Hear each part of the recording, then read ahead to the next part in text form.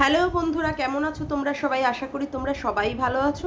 আমিও খুব ভালো আছি। মামনের মনের কথাতে তোমাদের সকলকে সুস্বাগতম। আমি আমার ঘোড়ামুখী দালালের ভিডিও দেখেছি, ঠিক আছে?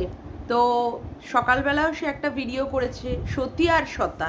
সকালবেলায় এখন মানে প্রত্যেক দিন ব্রেকফাস্টে আসছে কাদেরকে নিয়ে? মন্দিরা সোমনাথকে নিয়ে। সব সময় তো সোমনাথ আর মন্দিরাকে নিয়ে ঠোকাঠুকি শুরু হয়েছে। তারপরে দুপুরবেলায় এসেছে সন্দীপকে নিয়ে।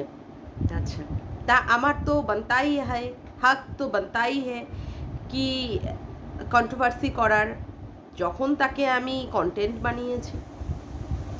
প্রথমেই শুনলাম সকালবেলায় কাকে নিয়ে বলছে? সোমনাথকে নিয়ে। সোমনাথকে এখন নাম দিয়েছে সতা। হাসিও পায় না? কি সুন্দর সুন্দর। আবার সে বলে সে নাকি নাম দেয় না। যাই হোক, সেগুলো পরের কথা।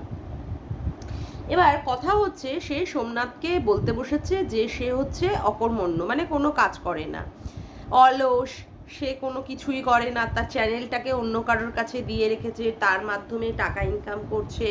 তারপরে তো অনেক অনেক অ্যালিগেশন, ঠিকমতো সে সন্তানের টেক কেয়ার করে না। আগে বলতো যে তার বউয়ের সে টেক কেয়ার করে না। তারপরে হচ্ছে বউকে সে সময় দেয় না, বউয়ের সাথে যৌনতাতেও সে লিপ্ত হতে পারে না। মাত্র একদিন, বাবা সত্যি কি মানে ভিতরকার একদম গোপন সূত্র থেকে খবর বার করে নিয়ে আসে। অবশ্য পরবর্তীকালে শোনাই গিয়েছিল যে মন্দিরাই একে বলেছে, মানে মন্দিরা না বললে তো আর এ জানতে পারে না। যাই হোক, তারপরে দুপুরবেলার ভিডিওতে কাকে নিয়ে বললো? সন্দীপকে নিয়ে বললো। কেন? কারণ কি প্রথমের দিকে সন্দীপ কি বলেছে? আকাশ, অর্থাৎ প্রাকৃতিক অবস্থা, এই বৃষ্টি, এই গরম, এই সব নিয়ে বলেছে। তাই নিয়েও ঠুকলো প্রকৃতি কেন তাকে এইভাবে তৈরি করেছে, প্রকৃতি যেন তাকে মানে সন্দীপকে মানালি, লাদাখ এইভাবে বানিয়ে দিত। এখন সমস্যাটা হচ্ছে যে সে প্রত্যেকটা পুরুষকে নিয়ে কন্ট্রোভার্সি করে। তো সেই কন্ট্রোভার্সি করতে গিয়ে কোথাও না কোথাও সে অজান্তেই তার স্বামীটাকেই ছোট করছে।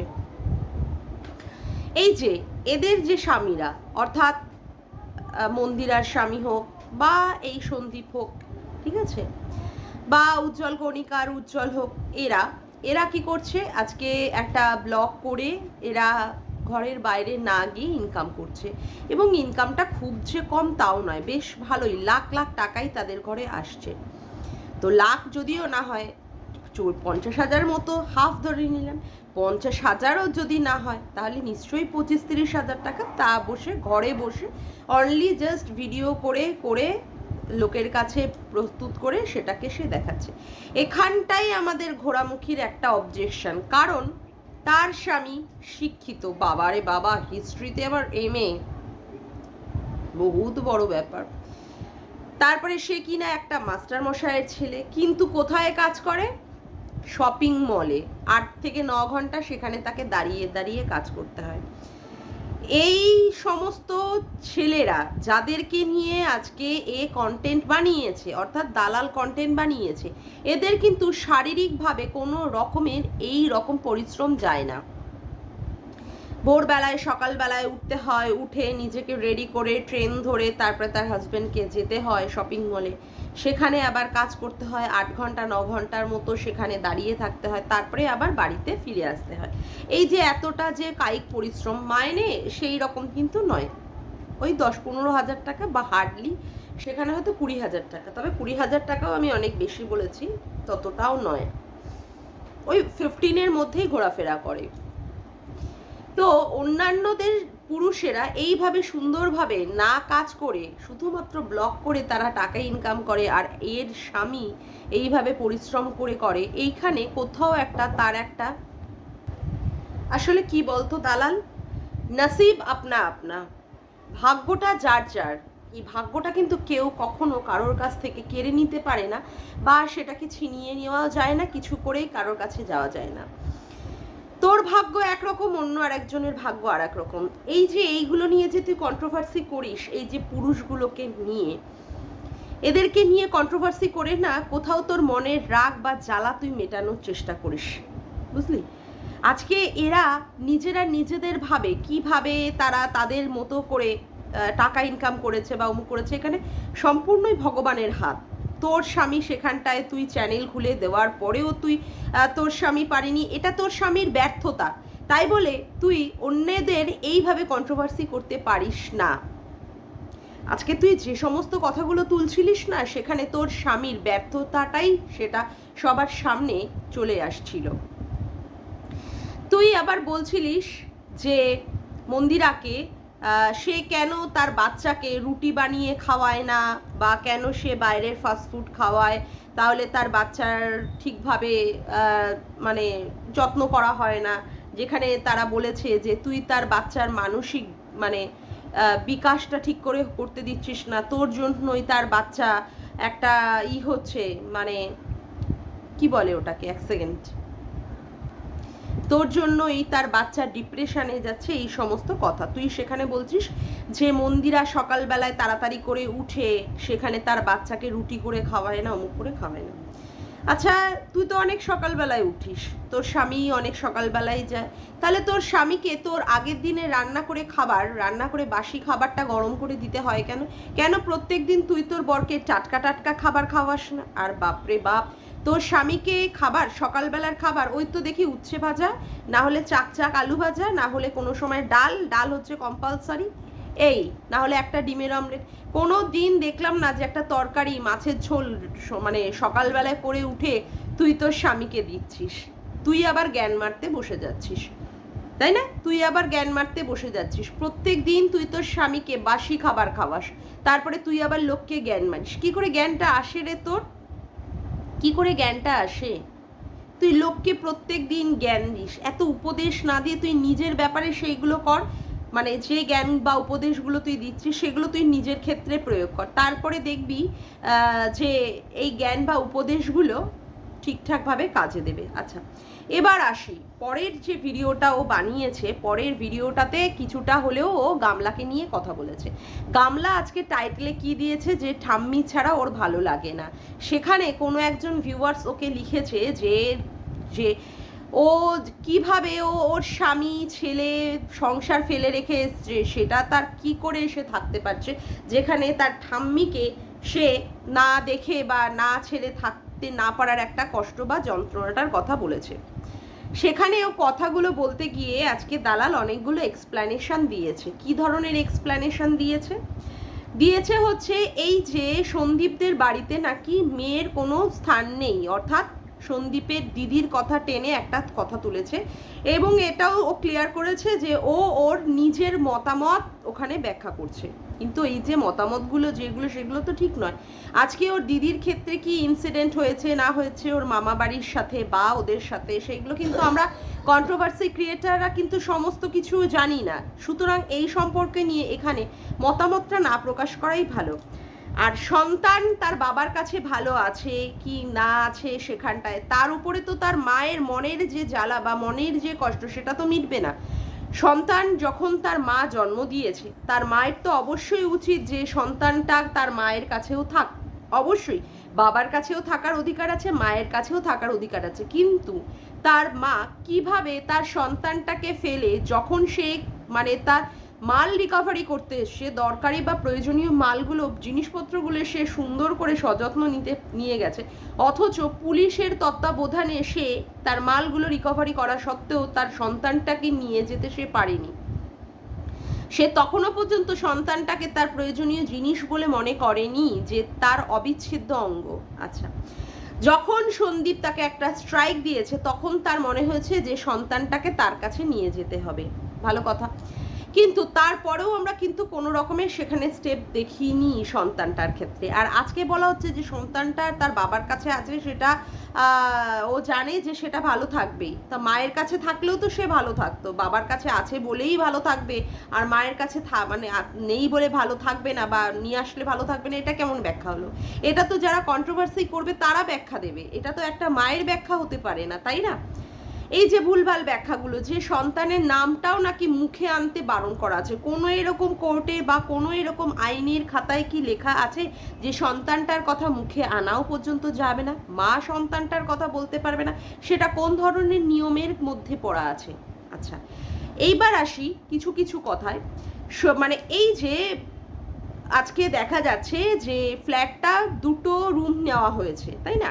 দুটো রুম নেওয়া হয়েছে, সেখানে একটা রুমে খাট আছে আর একটা রুমে খাট নেই, বলা হয়েছে পরবর্তীকালে খাট কেনা হবে। আজকে এরকম একটা রুম, দুটো রুম নেওয়া হয়েছে কারণ মানে কাঁথাকুড়ানি তার ঠাম্মিকে নিয়ে থাকবে, অথচ ঠাম্মি অ্যাবসেন্ট।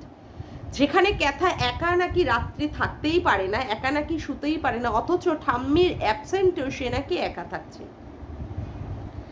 এবং ঠাম্মির যে অনুপস্থিতিটা, সেটা সে মানে তার কোথাও একটা কাজ করছে। তাহলে যে সন্তানটাকে সে জন্ম দিয়েছে তার অনুপস্থিতি কি তার মধ্যে কোনো কিছুই কাজ করছে না? তার অনুপস্থিতি কি তার কোনো কিছুই কাজ করছে না? ঠাম্মির অনুপস্থিতিটা তার কাছে প্রচন্ড পরিমাণে একটা মানে পয়েন্ট হয়ে দাঁড়াচ্ছে।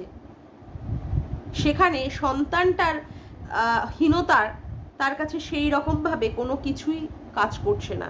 হ্যাঁ, অবশ্যই আজকে দালালও বলেছে যে ভিডিওতে সেইগুলো আমরা কখনোই দেখিনি, তার চোখে মুখে তার প্রকাশ, তার যে বাচ্চা তার কাছে নেই, সেই যে একটা উদ্বেগ, তার যে একটা দুঃখ, সেইগুলো কিন্তু আমরা দেখিনি।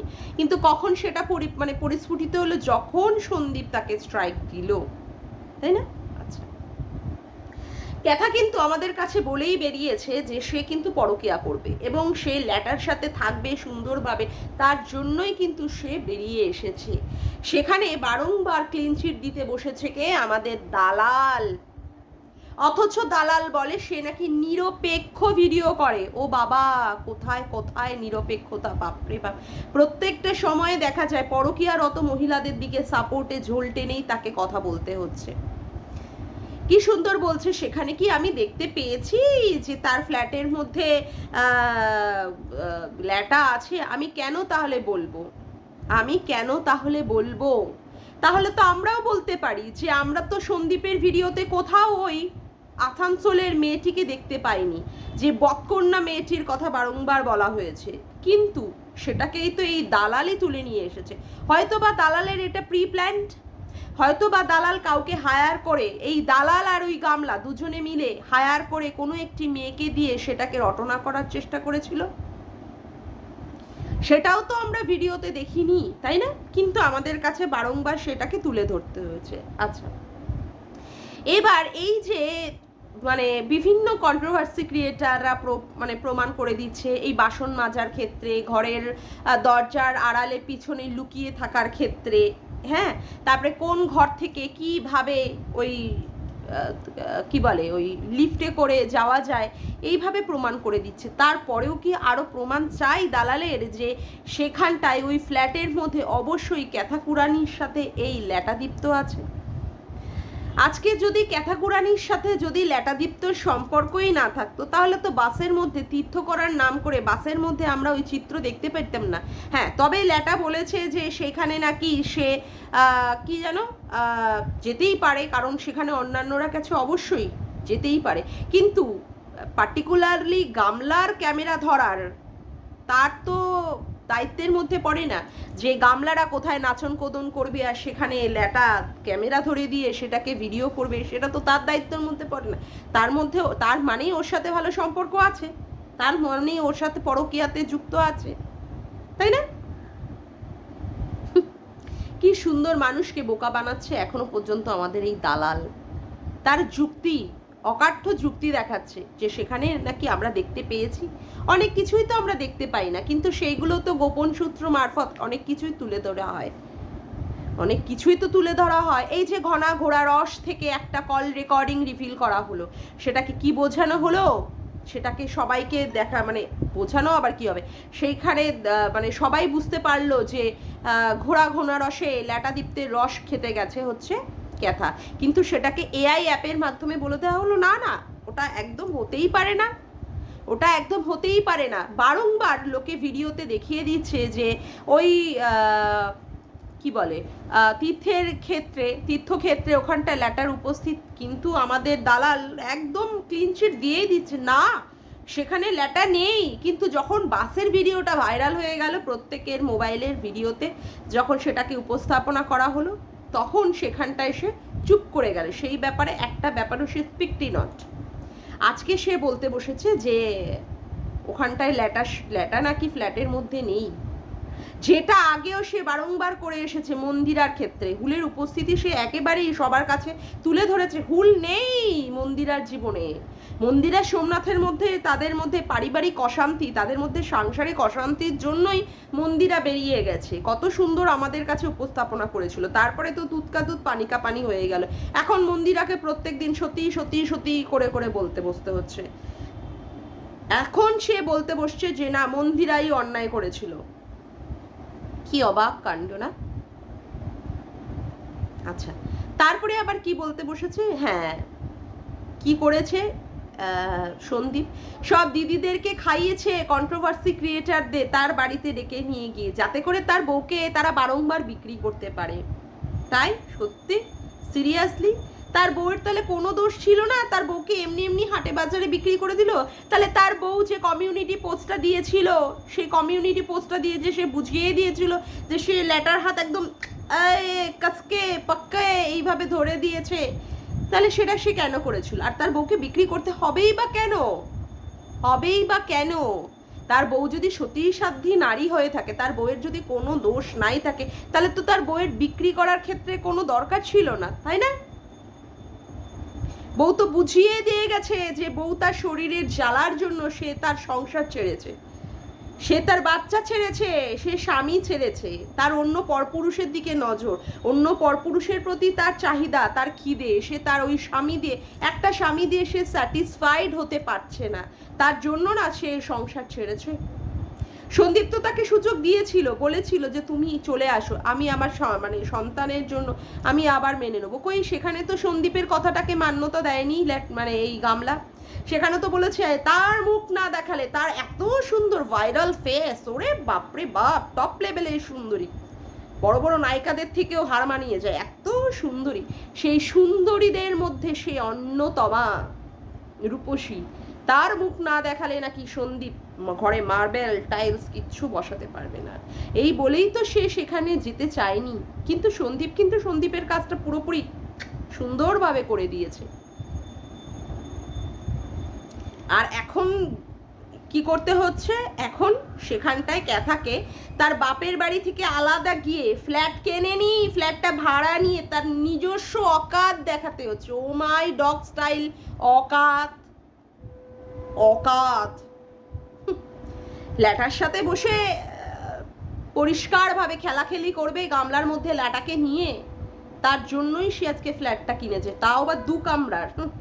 লোককে বোঝাচ্ছে ঠাম্মি সে থাকবে, ঠাম্মি নেই, মনে কষ্ট হচ্ছে, তা এখনই বা ঠাম্মিকে তার মেয়ের বাড়ি যেতে হলো কেন? এখনই বেছে বেছে যখন মানে গামলা ওই ফ্ল্যাটে গৃহপ্রবেশ করবে, যখন ওইখানটায় গামলা সেটেল করতে যাবে, সেই শুভক্ষণেই ঠাম্মি গন, ঠাম্মি আউট ফ্ল্যাট থেকে, তাই না? ঠিক সেই সময় মানে এখন একটু ল্যাটার সাথে একটু মাখো মাখো হবে, একটু মাখো মাখো না, একটু কাজ হয়ে যাবে, একটু সব কাজ টাজ হয়ে যাওয়ার পরে দেন ঠাম্মি আসবে, তাই না? আর লোককে কি সুন্দর বোঝাচ্ছে, না ওখানে নাকি দেখা যায়নি, তো অনেক কিছুই তো দেখা যায় না, তাও তো সেইগুলো আমাদের এই দালাল দিদি তুলে তুলে সবার সামনে নিয়ে আসে। কি করে নিয়ে আসে দিদি? নাটক, অভিনয়, যাত্রা, ড্রামা, থিয়েটার, লোকে আর কেউ বোঝে না।